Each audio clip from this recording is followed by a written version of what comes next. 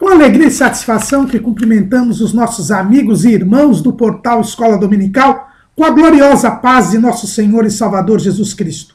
Estamos dando início a mais uma pré-aula, esta ferramenta que o portal Escola Dominical disponibiliza no início da semana, para que os irmãos possam melhor preparar a sua aula da Escola Bíblica Dominical. Leiam a revista das lições bíblicas, assistam a esta pré-aula, leiam o texto, o esboço, o texto de apoio, que é a base desta pré-aula que nós publicamos no portal Escola Dominical. Leiam também outros textos de apoio que nós disponibilizamos no site do portal Escola Dominical, portalebd.org.br. Também ouçam as lições, as leituras diárias, que servirão não só para o aprimoramento da preparação da aula, mas também como um momento devocional que nós postamos aí, as leituras que estão sugeridas nas lições bíblicas.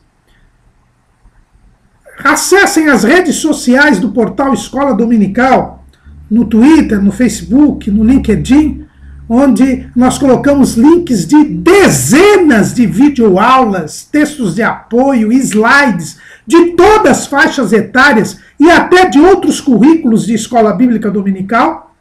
E no sábado à noite, às 19 horas, horário de Brasília, o irmão é convidado a assistir à transmissão ao vivo no nosso canal do YouTube do estudo preparatório dos professores e amigos da Escola Bíblica Dominical da Igreja Evangélica Assembleia de Deus, Ministério do Belém, aqui na sede em São Paulo. Mas tudo isso é a preparação da Escola Bíblica Dominical. A Escola Bíblica Dominical é a igreja reunida e o irmão deverá comparecer à Escola Bíblica Dominical. Não se esqueça que a Escola Bíblica Dominical é o povo do Senhor no dia do Senhor estudando a palavra do Senhor. Neste primeiro trimestre de 2018, nós estamos estudando o tema A Supremacia de Cristo, Fé, Esperança e Ânimo na Carta aos Hebreus. Estamos tendo um trimestre bíblico estudando a Carta aos Hebreus. E o nosso comentarista é o pastor José Gonçalves, presidente das Assembleias de Deus em Água Branca, no estado do Piauí. E hoje estaremos estudando a lição de número 4, que tem como título Jesus é superior a Josué, o meio de entrar no repouso de Deus. Hoje estaremos estudando o capítulo 4 da Carta aos Hebreus. A Carta aos Hebreus, nós já temos visto, ela tem como tema mostrar que Jesus é melhor, Jesus é maior do que Moisés, do que Arão, do que os anjos. E hoje nós estaremos estudando a superioridade de Jesus com relação a Josué. Lembremos que no capítulo 3, que nós estudamos na lição passada, o escritor aos Hebreus, ele fala do fracasso da geração do Êxodo. A geração de mais de 20 anos de idade, que saiu lá do Egito, não entrou na terra prometida, com exceção de Josué e de Calebe. Por quê? Porque Josué e Calebe creram em Deus, mas aquela geração foi incrédula. O capítulo 3 da Carta aos Hebreus termina com esta constatação. E vemos que não puderam entrar por causa da sua incredulidade. A incredulidade é o ponto que o escritor aos Hebreus aqui está mostrando ter sido o motivo pelo qual o povo não entrou na terra prometida. E os crentes judeus, destinatários da carta aos Hebreus, que estavam tendentes a abandonar a fé em Jesus, são alertados a este respeito. Se aquela geração não creu em Deus e por isso não entrou na terra prometida, aqueles crentes judeus, se abandonassem a sua fé em Jesus, se voltassem às práticas judaicas, certamente eles também não entrariam na Canaã celestial, perderiam a salvação. E o que é importante nós vermos aqui é que eles perderam a oportunidade de entrar no repouso de Deus. Lá em Hebreus capítulo 10, capítulo 3, versículo 10, é dito o seguinte: por isso me indignei contra essa geração, e disse, estes sempre erram em seu coração, e não conheceram os meus caminhos. Assim jurei na minha ira, que não entrarão no meu repouso. A incredulidade dos israelitas da geração do Êxodo fez com que Deus se indignasse e que Deus demonstrasse a sua ira. E aqui nós temos uma importante lição. É a lição de que a ira de Deus, ela é uma reação à desobediência do homem. Deus é bom. Se Deus é bom, como ele pode mandar as pessoas para o lago de fogo e enxofre? Como ele pode castigar as pessoas? Como ele pode lançar juízo sobre as pessoas? É o que muitas pessoas se perguntam. E muitos não creem no Deus da Bíblia porque este Deus é um Deus cruel, é um Deus irado. Mas, na verdade, a Bíblia diz que Deus é bom. Deus espontaneamente quer o bem do homem. Embora o homem não o mereça, Deus quer o bem do homem. Nós temos algumas passagens bíblicas que demonstram que Deus quer bem ao homem. É a famosa benignidade divina. Deus sempre quer bem ao homem. Lá em Jeremias, capítulo 29, versículo 11, é dito assim: porque eu bem sei os pensamentos que penso de vós, diz o Senhor, pensamentos de paz e não de mal, para vos dar o fim que esperais. Deus, ele nos quer bem. A sua benignidade é para sempre. Nós temos um salmo, o Salmo 136, que tem um refrão, porque a sua benignidade é para sempre. Deus nos quer bem, sempre nos quis bem. O profeta Jeremias diz que os pensamentos de Deus são pensamentos para o nosso bem.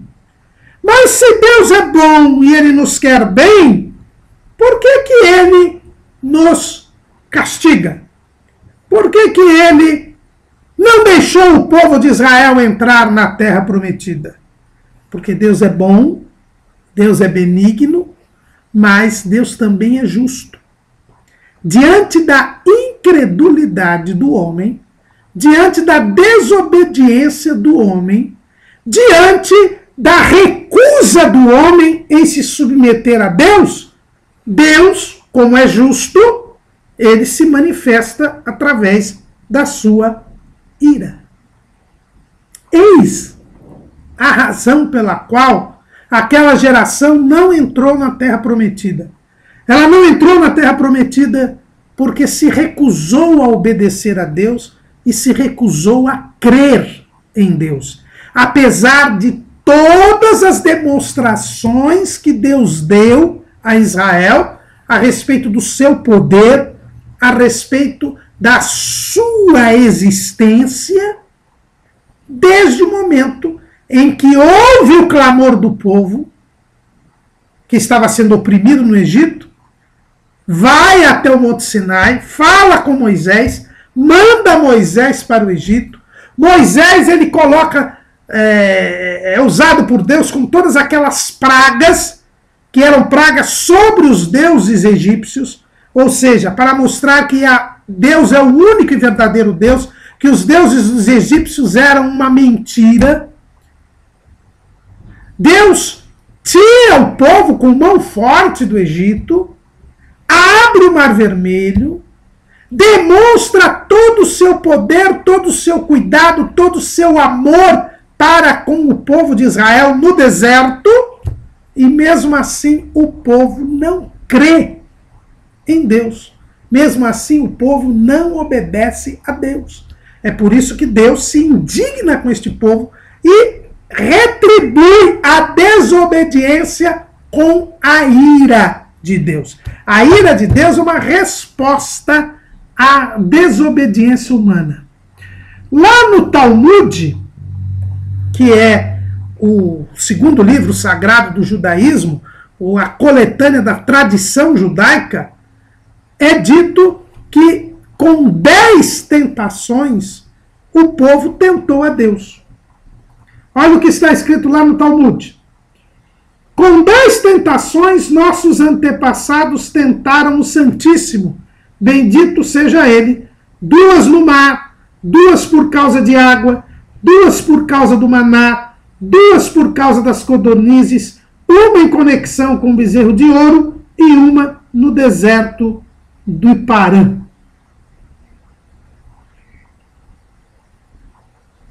Por 10 vezes o povo tentou a Deus, demonstrou sua incredulidade com Deus. E essa expressão, essas 10 vezes colocadas aí no Talmud, são tiradas da Bíblia. Lá em Números, no capítulo 14, quando o povo crê na mensagem dos 10 espias incrédulos e não crê na mensagem de Josué e de Caleb, e Deus decide que o povo não iria entrar na terra, ele menciona estas 10 vezes, lá em Números 14 e 22. E que todos os homens que viram a minha glória e os meus sinais que fiz no Egito e no deserto, e me tentaram estas 10 vezes e não obedeceram a minha voz, não verão a terra de que a seus pais jurei, e até nenhum daqueles que me provocaram a verá. O próprio Deus diz as 10 vezes que o povo recusou obedecer a Deus. Aí chegou a medida da justiça de Deus. Então, o povo não entrou na terra por a sua incredulidade. Não teve o repouso prometido por causa da incredulidade. Por 10 oportunidades, o povo não creu em Deus. Recusou-se a obedecer a Deus. E por isso, então, Deus reage com a sua ira.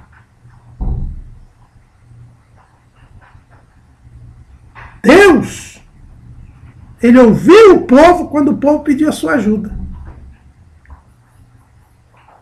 Ele atendeu ao clamor do povo, libertou o povo, mas o povo se recusou a obedecer-lhe.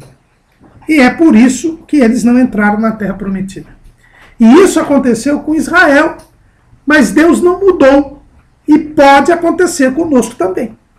Se nós não crermos em Jesus, se nós recusarmos crer em Deus, também sofreremos a ira divina.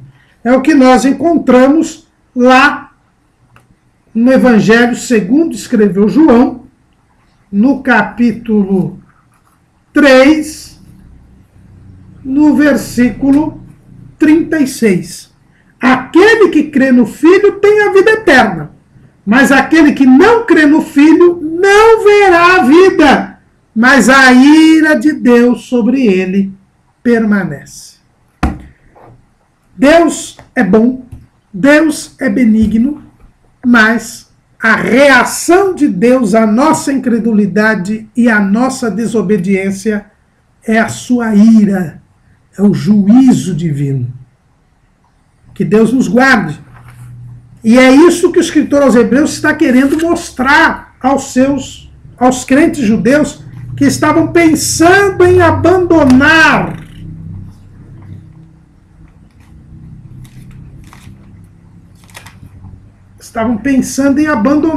a fé. Se vocês abandonarem a fé, vocês terão o mesmo fim do povo incrédulo da geração do Êxodo. Vocês não entrarão na terra prometida. E esta terra prometida não era Canaã terrestre, porque os crentes judeus já moravam nela. É sim a Canaã celestial, a cidade celeste que nos está prometida. Nós temos de ver aqui que assim como Deus agiu com o povo de Israel no deserto, ele age com a igreja hoje na nossa peregrinação neste mundo. O deserto simboliza o mundo onde nós vivemos, o mundo que está no maligno, o mundo onde não há vida. Assim como no deserto não há vida, assim como no deserto as condições são inóspitas, assim neste mundo as condições espirituais são adversas. Jesus mesmo disse que no mundo nós teríamos aflições, mas a grande verdade é que, assim como no deserto, Deus protegia o povo, seja do calor do sol, porque de dia havia uma nuvem sobre o povo, seja no frio da noite do deserto, quando a nuvem se tornava uma coluna de fogo e o povo era protegido, tinha o calor contra o frio do deserto, e ainda o fogo espantava as feras que existiam no deserto. Assim como Deus orientava o povo na sua jornada, porque a nuvem e a coluna de fogo também serviam de orientação, de bússola, para que o povo fosse em direção à terra prometida, assim também a igreja hoje é dirigida e guiada pelo Espírito Santo. Jesus disse que não nos deixaria órfãos, mandaria o Espírito Santo que nos guiaria em toda a verdade, também nos conduzindo para o céu. Se nós seguirmos a direção do Espírito Santo, nós chegaremos ao céu. Deus tinha todo cuidado com o povo, mas mesmo assim o povo desobedeceu, mesmo assim o povo não creu, e por isso fracassaram no deserto. E é isto que o escritor aos Hebreus está lembrando o povo. Ele diz o seguinte: olha, não tenham um coração mau e infiel para servir o Deus vivo, para se apartar do Deus vivo, melhor dizendo. Aquele povo tinha um coração mau e infiel, se separaram do Deus vivo e por isso não entraram na terra prometida. Mas a igreja, ela tem que ter um comportamento distinto. É isso que o escritor aos Hebreus está dizendo àqueles crentes judeus. Não se apartem do Deus vivo, não tenham um coração mau e infiel, não morram no deserto, porque lhes está prometida a cidade celeste. Por isso creiam em Deus, não desanimem, porque certamente vocês serão vitoriosos. Desobedecer a Deus é ter esse coração mau e infiel. E o escritor aos Hebreus, ele diz assim, olha, temamos, pois, que porventura, deixada a promessa de entrar no seu repouso, pareça que alguns de vós fica para trás. Pensar em voltar às práticas judaicas, que era o que os crentes judeus estavam pensando em fazer, seria repetir os erros da geração do Êxodo. Seria ficar para trás. Seria morrer no deserto. Seria desprezar a promessa de entrar no repouso. Vejam que aquela geração do Êxodo, quando Deus se indigna contra eles, eles tinham dado um brado, tinham resolvido constituir um novo chefe para levá-los de volta ao Egito. Eles tinham resolvido voltar à escravidão. Desistiram da promessa do repouso. E isto é uma coisa terrível. É recusar a bênção de Deus, o cuidado de Deus. Foi isso que eles decidiram lá em Números, no capítulo 14. Eles disseram assim: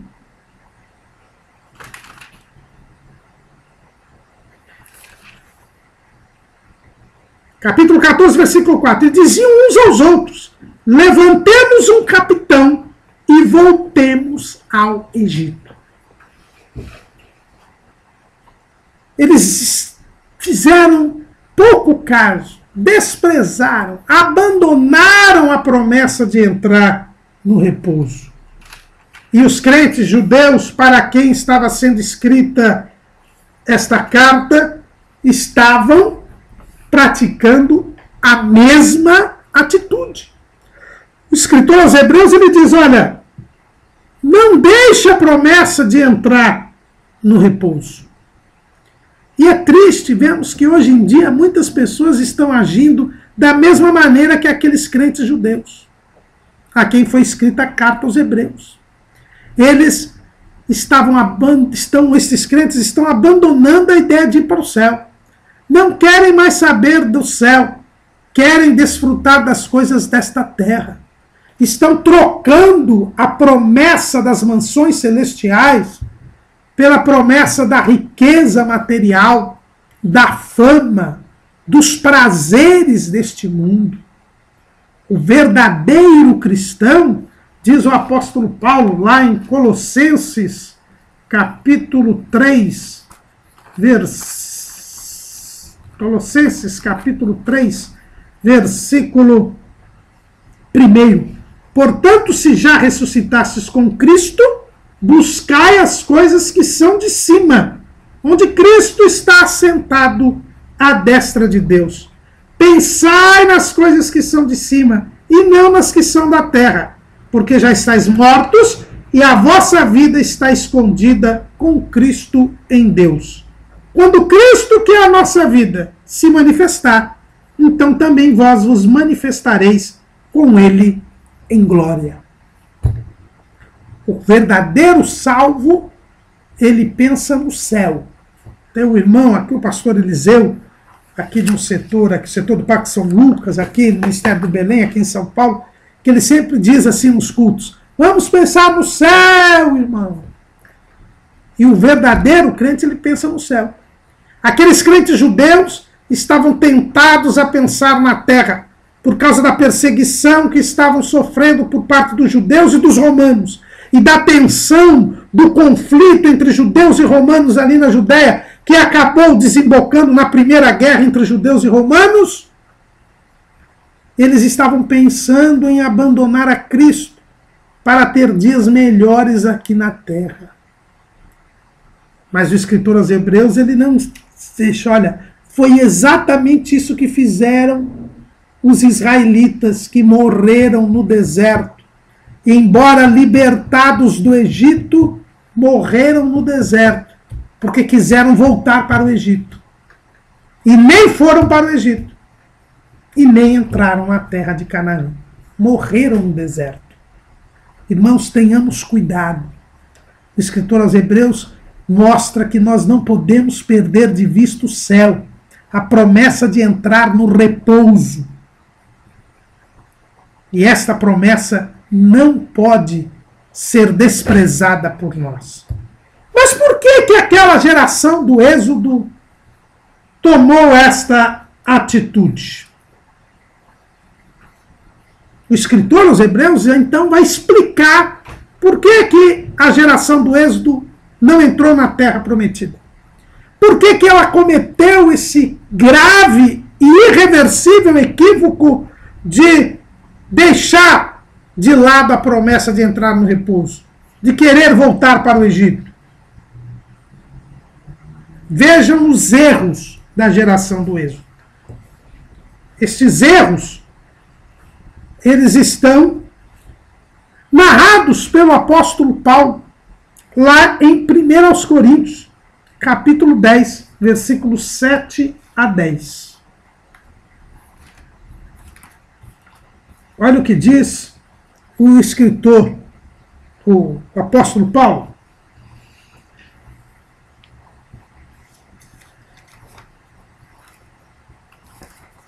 Ele diz o seguinte: mas Deus não se agradou da maior parte deles, pelo que foram prostrados no deserto. E estas coisas foram feitas em figuras, para que não cobicemos as coisas más, como eles cobiçaram. Não vos façais, pois, idólatras, como alguns deles, conforme está escrito: o povo assentou-se a comer e a beber, e levantou-se para folgar.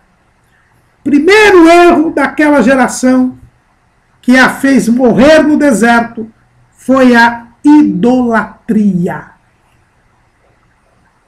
E Paulo, aqui na Epístola aos Coríntios, está lembrando do episódio do bezerro de ouro. Porque diz aqui: comeram e beberam e levantaram-se para folgar. Olha, quando aconteceu isso? Quando houve o bezerro do ouro. Moisés estava 40 dias no monte, o povo ficou impaciente e mandou que Arão fizesse um bezerro de ouro para que eles adorassem como seu Deus.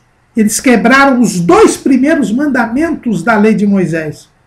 O mandamento que diz: não terás outros deuses diante de mim, e o mandamento que diz: não farás para ti imagens de escultura.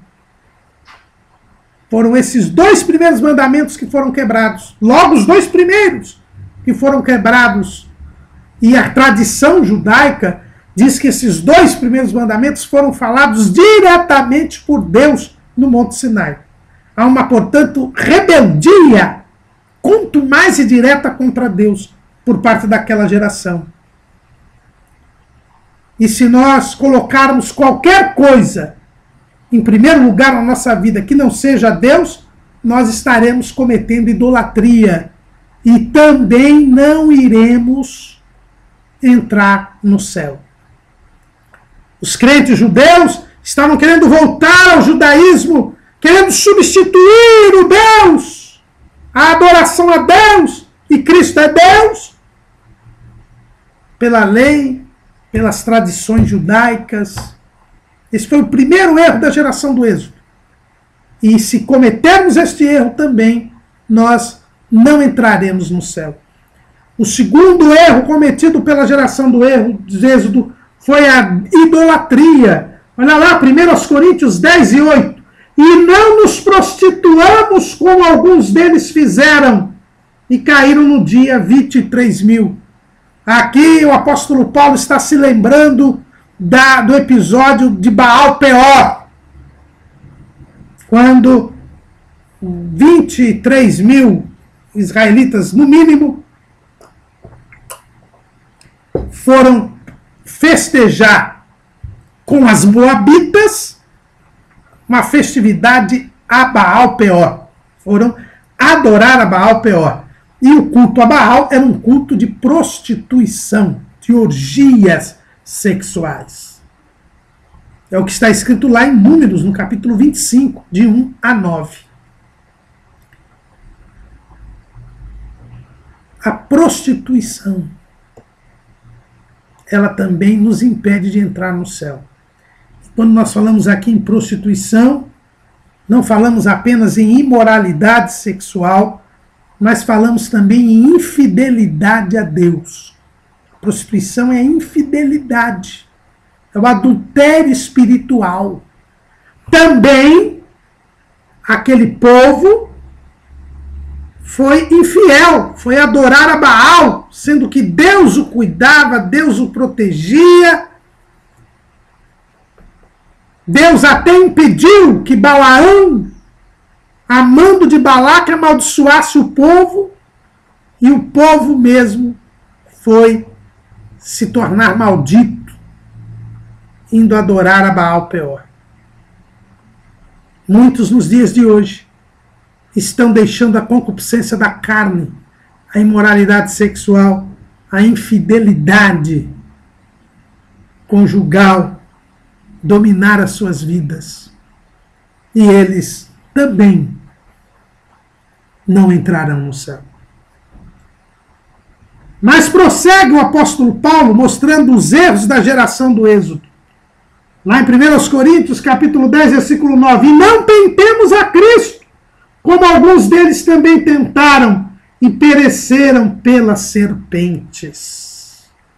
E aí, o apóstolo Paulo está falando do episódio das serpentes ardentes, lá em Números, capítulo 21, versículos 4 a 9. Quando o povo começou a tentar a Deus, a blasfemar contra Deus, Deus mandou serpentes ardentes que começaram a picar e a matar o povo.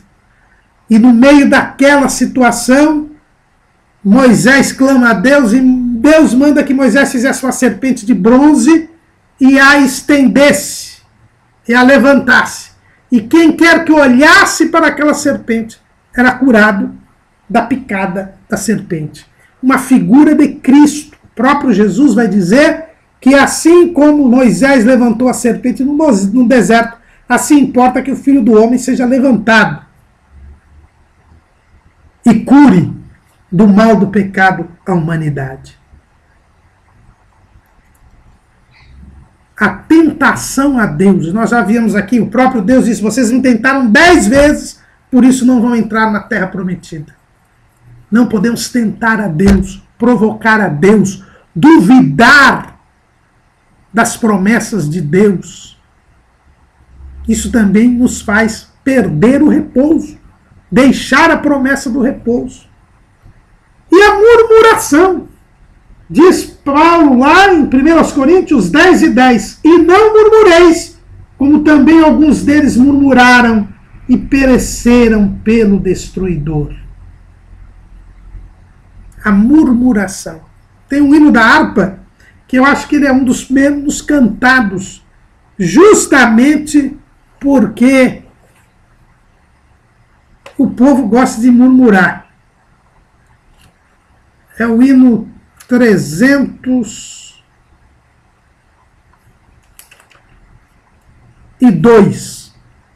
da autoria de Eufrosine Katzberg e Emílio Conde. Não murmures, canta. No mundo murmura-se tanto, entre os que cristãos dizem ser. Em vez de louvores a pranto, fraqueza em lugar de poder. Murmuram assim no deserto.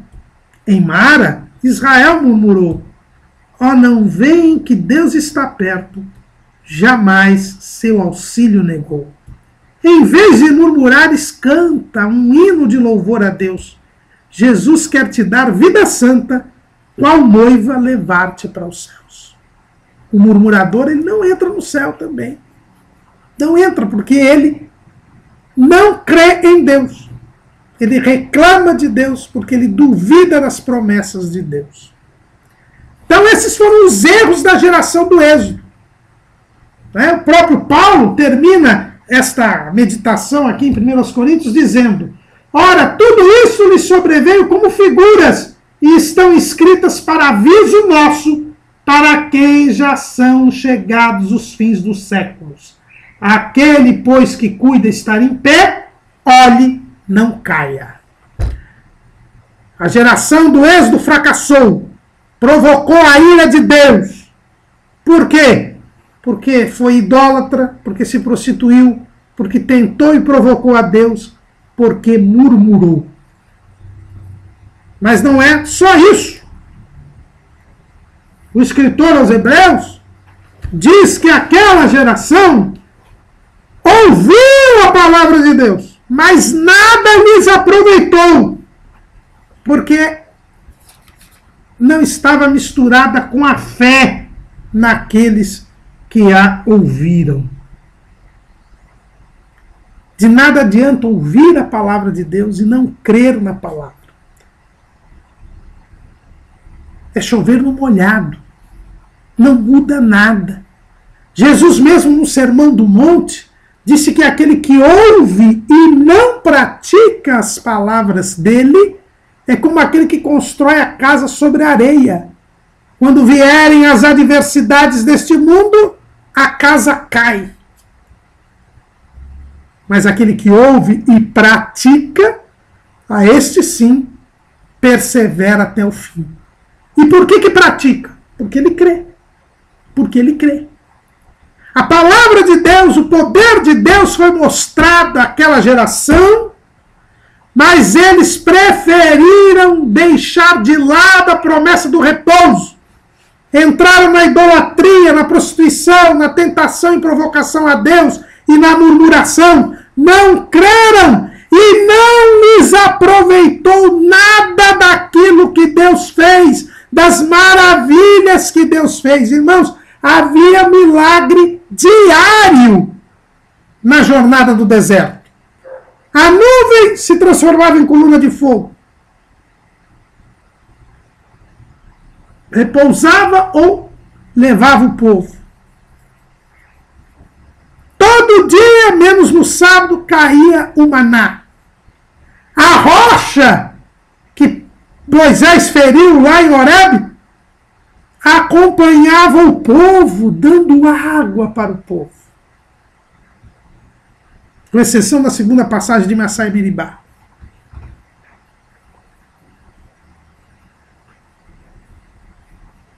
O vestido, o calçado, crescia junto com o povo e não envelhecia. Era milagre diário. E mesmo assim, o povo não creu. E mesmo assim, o povo não misturou aquela pregação de Deus diária com a fé. E por isso, de nada adiantaram aqueles milagres, aqueles sinais, aquelas maravilhas que Deus fez no deserto para aquele povo. E nós devemos ter cuidado, irmãos, porque também nós vemos muitos sinais, prodígios e maravilhas que Jesus tem feito, o sustento, o cuidado que o Senhor tem dado a cada um de nós. Mas se nós não crermos, nada disso vai adiantar para nós. Se nós não crermos e praticarmos a iniquidade, de nada adiantará tudo isso que vimos ou que fizermos. Porque Jesus, ele deixa bem claro, lá em Mateus capítulo 7, versículo 21, nem todo que me diz Senhor, Senhor entrará no reino dos céus, mas aquele que faz a vontade de meu Pai que está nos céus. Muitos me dirão naquele dia, Senhor, Senhor, não profetizamos nós em teu nome? E em teu nome não expulsamos demônios? E em teu nome não fizemos muitas maravilhas? E então lhes direi abertamente, nunca vos conheci, apartai-vos de mim, vós que praticais a iniquidade. E aí logo em seguida Jesus fala que aquele que ouve e pratica, constrói a sua casa sobre a rocha, e aquele que ouve e não pratica, constrói a sua casa sobre a areia. Não adianta profetizar, irmãos, não adianta expulsar demônios, não adianta falar língua estranha, se você não crê na palavra. E como eu provo que eu creio na palavra? Praticando-a, colocando-a em prática.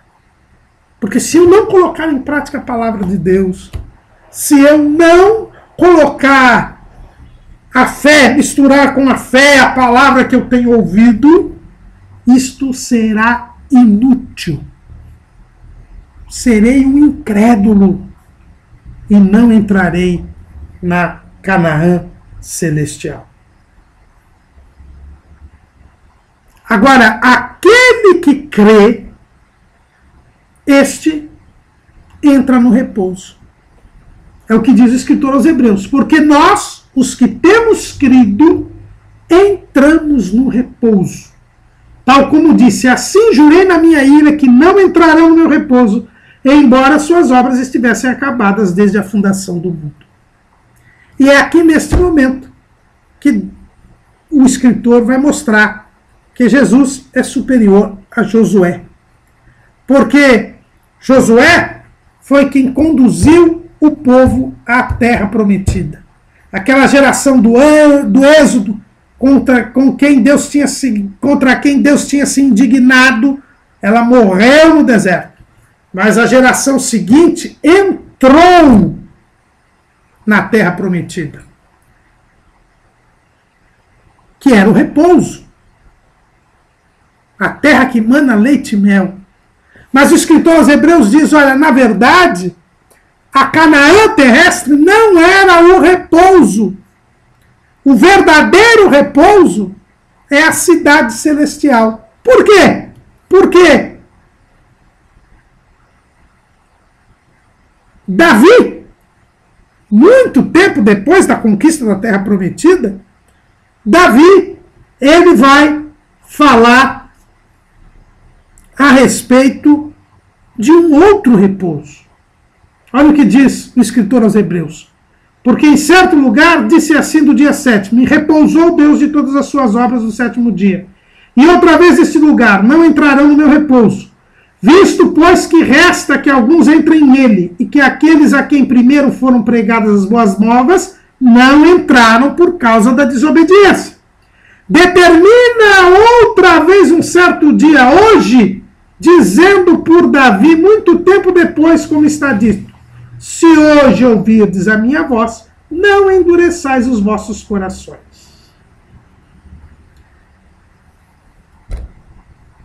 Através do salmista,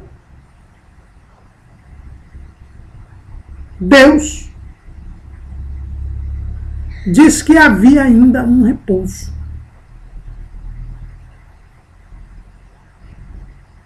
Se Davi diz que ainda havia um repouso, é porque o repouso não era Canaã terrestre. E isso é importante, nós vemos esse argumento do escritor aos Hebreus, porque os crentes judeus estavam sendo tentados a voltar à prática da lei para serem inseridos na sociedade judaica novamente e, quem sabe, lutarem ao lado dos judeus para libertar Israel do domínio romano. Eles estavam pensando em ter um repouso aqui na terra, que era a terra de Israel, que estava sob jugo romano. E já havia um movimento para tentar libertar Israel de Roma. Libertar a Judéia de Roma. E aqueles crentes judeus talvez estivessem imaginando que seria um bom negócio abandonar a fé em Jesus, voltar ao judaísmo e contribuir para a libertação daquela terra. Mas o escritor aos Hebreus diz, olha, Davi, muito tempo depois de Josué, ele diz assim, olha, se hoje ouvirdes a sua voz, não endureçais os vossos corações, como vocês fizeram lá em Massá e Meribá. Se Davi, que é profeta, fala de que existiria um repouso, para eu não endurecer o coração, para eu poder, ao contrário do que aconteceu em Massá e Meribá, em que eles não puderam entrar na terra. E quando ele fala de Massá e Meribá, ele lembra de Moisés e Arão, porque foi em Massá e Meribá que Moisés e Arão se rebelaram contra Deus. Feriram a rocha, em vez de falar a ela. Saiu água, mas Moisés e Arão perderam a oportunidade de entrar na terra prometida. E se muitos anos depois disso, Moisés e Arão não entraram na terra, parece que e muitos anos depois disso, Davi vem e diz que se hoje você não endurecer o coração, você entraria no repouso, é porque existe um outro repouso que não é a Canaã celestial. Porque quando Davi escreveu este salmo, ele estava na Canaã terrestre. Então existe um outro repouso. E o escritor aos Hebreus diz, esse outro repouso é o repouso que nós devemos perseguir. E esse outro repouso nós só alcançaremos em Cristo Jesus. Só em Jesus nós podemos ter este outro repouso. Não há possibilidade de termos um repouso a não ser em Cristo. A terra prometida, Josué entrou nela. Mas lá não houve repouso. Pelo contrário, quando o povo atravessou o Rio Jordão, eles tiveram que guerrear, lutar Durante 5 anos conquistaram parte da terra prometida. E o próprio Josué, já envelhecido, chama as tribos e diz que ainda ficou muita terra para conquistar. E que eles deveriam então se empenhar em conquistar esta terra. E a terra toda não foi conquistada porque o povo, em desobediência a Deus, fez acordo com muitos dos habitantes de Canaã e eles ficaram tributários e foram laço para o povo. Porque o povo acabou se misturando com eles na idolatria. E é o que a gente vê no livro dos Juízes. Um período terrível da história de Israel, em que Israel ficava num círculo vicioso, sem nenhum crescimento espiritual, por causa daqueles habitantes que eles pouparam e que deveriam ter destruído. Não houve repouso na conquista de Canaã, porque há um outro repouso, o repouso verdadeiro, que só se consegue em Cristo Jesus. Por isso o escritor aos Hebreus diz: portanto, resta ainda um repouso para o povo de Deus. Resta um repouso. E esse repouso ainda não veio. Com base nesse texto, alguns até dizem que o 7º dia, que é o dia do repouso das obras de Deus, ainda não veio. Nós estaremos ainda no 6º dia do período da criação. Porque o 7º dia, o dia do repouso, do descanso das obras de Deus, ainda não teria vindo. Isso é algo que podemos discutir, mas a verdade é que existe um repouso. Pastor Severino Pedro da Silva, de saudosa memória, ele, no seu comentário do livro de Hebreus, que nós temos colocado aí, Hebreus, coisas novas e grandes que Deus preparou para você, ele diz o seguinte: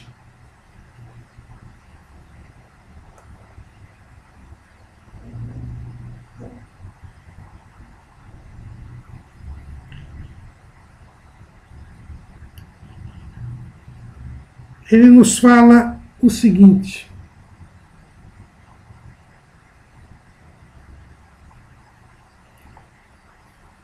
ficar para trás aqui é o equivalente de não olhar para trás. O olhar para trás lembra a mulher de Ló, que desfrutava de todos os privilégios e direitos possíveis da felicidade humana. Contudo, ela olhou para trás quando seu corpo já estava fora de perigo, conforme pensou, mas seu coração continuava preso em Sodoma. Por isso, mesmo tendo escapado da destruição de Sodoma, sendo conduzida pela misericórdia de Deus, ela desobedeceu a ordem divina e teve um triste fim. Em Lucas 17:32, o Senhor Jesus Cristo lembra aos seus ouvintes esse episódio advertindo-os: lembrai-vos da mulher de Ló. E aqui no texto em foco, o escritor sagrado da Epístola aos Hebreus começa a observar nesses cristãos alguns sintomas de desânimo e apego às coisas desta vida. Por esta razão, alguns deixaram de prosseguir, pararam de ir correndo com paciência em direção ao alvo maior, o arrebatamento dos salvos, quando a redenção do nosso corpo será consumada. Esse é o verdadeiro repouso que nós devemos perseguir, que só ocorrerá no dia do arrebatamento da igreja. Nada nesta vida pode tirar o nosso foco das coisas de cima. Era o que estava acontecendo com aqueles crentes judeus. As perseguições, as dificuldades, as adversidades os estavam desanimando. E eles estavam querendo voltar ao Egito como a geração do Êxodo. Apesar de todos os sinais, prodígios e maravilhas que o Senhor havia feito, eles estavam querendo voltar para trás, retroceder. E aí o escritor aos Hebreus diz: não, Vocês não devem ficar preocupados em libertar a Canaã terrestre do domínio romano, porque nós não fomos salvos para ficar na Canaã terrestre. Nós fomos salvos para ir para a Canaã celestial. O repouso que nós estamos buscando é um repouso eterno, é um repouso superior ao repouso dado por Josué, que não foi repouso, como nós dizemos aqui. A terra que emana leite e mel, conquistada por Josué, não totalmente. Quando o povo entra em Canaã terrestre, eles têm de lutar. Nós estamos aqui neste mundo lutando, caminhando para o céu, lutando contra as hostes espirituais da maldade, que estão nos lugares celestiais. Não lutamos contra a carne nem contra o sangue. Aqui é um lugar de batalha. O nosso repouso, o nosso descanso é no céu. São nas mansões celestiais. Como diz o profeta Miqueias, não é aqui o vosso descanso, por causa da corrupção que destrói grandemente. Não podemos nos acomodar às coisas desta vida. Não podemos prestigiar as coisas deste mundo em detrimento do nosso foco, que é o céu. É isto que o escritor aos Hebreus está dizendo para aqueles destinatários daquela carta. Eles estavam querendo uma paz política, eles estavam querendo uma inserção social, eles estavam pensando em dias melhores aqui na terra e abrindo mão do céu. E isto não pode ser feito em hipótese alguma por quem serve a Jesus. O caminho para vencer é ouvir a pregação e crer nela. E o escritor, quando fala em descanso, fala em repouso, ele fala do sétimo dia. Porque na descrição da criação, a Bíblia diz que no sétimo dia Deus repousou. E por isso, na lei de Moisés, o dia de sábado, que é o sétimo dia, era o dia de repouso. Mas é importante essa passagem do escritor aos Hebreus, porque ela também nos esclarece que o verdadeiro descanso não é o dia de sábado. O verdadeiro descanso é Jesus. Jesus é o nosso sábado. Olha o que diz o escritor aos Hebreus. Determina outra vez certo dia, hoje, dizendo por Davi muito tempo depois, como está escrito: se hoje ouvides a sua voz, não endureçais os vossos corações. Porque se Josué lhes houvesse dado repouso, não falaria depois disso de outro dia. Portanto, resta ainda um repouso para o povo de Deus. Porque aquele que entrou no seu repouso, ele próprio repousou de suas obras, como Deus das suas. Procuremos, pois, entrar naquele repouso, para que ninguém caia no mesmo exemplo de desobediência. Que repouso é este? É Cristo. Jesus é o nosso descanso. E qual é o dia de guarda do cristão? Não é sábado, não é o domingo. O dia de descanso do crente, o dia de guarda do crente, é hoje. O outro dia é hoje. Por isso, a guarda do sábado está ligada à lei. É algo inferior. O crente, ele agora adora a Deus todo dia. O dia de hoje. Os israelitas eram convidados a dedicar o sábado a Deus. Mas nós, que já entramos no repouso, que é Cristo, nos dedicamos todos os dias a Deus. Porque somos morada de Deus em espírito. Porque estamos continuamente servindo a Deus. Somos um com Ele. Por isso o dia de guarda do cristão não é nem sábado, nem domingo, nem sexta-feira como os muçulmanos O dia do cristão, o dia de guarda do cristão é hoje. Hoje. E quem não estiver servindo a Deus hoje, não será arrebatado. Porque está desprezando o repouso eterno. E o repouso eterno já começa aqui com o hoje. O hoje. Lá em Mateus, capítulo 11, versículos 28 e 29, nós entendemos isso que o Senhor Jesus nos mostra. Vinde a mim todos os que estáis cansados e oprimidos, e eu vos aliviarei. Tomai sobre vós o meu jugo, e aprendei de mim, que sou manso e humilde de coração, e encontrareis descanso para as vossas almas. O descanso está em Jesus. Em Jesus está o descanso. E é por isso que nós não podemos buscar um paraíso aqui na terra. Os crentes judeus achavam que os judeus se libertando de Roma, nós teríamos o reino de Deus na terra. A liberdade de Israel. E estavam querendo deixar Jesus crendo nesta perspectiva de um paraíso na terra. E este é o grande erro dos dias de hoje. Muitos crentes estão se desviando porque estão buscando um paraíso na terra. Ou prosperidade financeira, ou saúde física, ou libertação política, melhoria das condições sociais, vendo nestas coisas o reino de Deus. Mas o repouso que nos é prometido é um repouso superior ao repouso da terra de Canaã. É Cristo.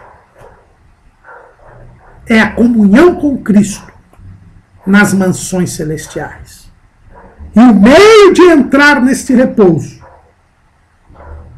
diz o escritor aos Hebreus, é pela palavra de Deus. Pela palavra de Deus. O verdadeiro repouso se faz na obediência a Deus. E é a palavra de Deus que nos vai fazer obedecer. Porque o escritor aos Hebreus diz que a palavra de Deus é viva e eficaz, e mais penetrante do que espada alguma de dois gumes, e penetra até a divisão da alma e do espírito, das juntas e medulas, e é apta para discernir os pensamentos e intenções do coração. Jesus disse: vós já estáis limpos pela palavra que eu vos tenho falado. E Jesus mesmo disse que quem não nascer da água e do Espírito não entrará, não pode entrar no reino de Deus. É pela palavra, crendo na palavra, ouvindo e praticando a palavra, que nós vamos entrar neste repouso, que é Jesus, que é a própria palavra, porque a palavra testifica de Jesus. E quando nós fazemos a vontade de Deus, nós então entraremos no repouso. Nós então descansaremos as nossas almas. Nós perseveraremos até o fim. Seremos salvos. Porque sem a santificação ninguém verá o Senhor.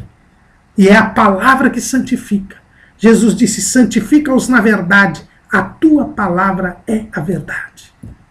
Obedecendo a palavra, nós entramos no repouso. Permanecemos no repouso e entraremos nas mansões celestiais. Josué não trouxe o repouso para o povo de Israel, que inclusive nos dias que estava sendo escrita a Epístola aos Hebreus, estava muito próximo a uma guerra, estava sob opressão. Mas Cristo nos traz o verdadeiro descanso. E em Cristo nós entramos nas mansões celestiais. Amém.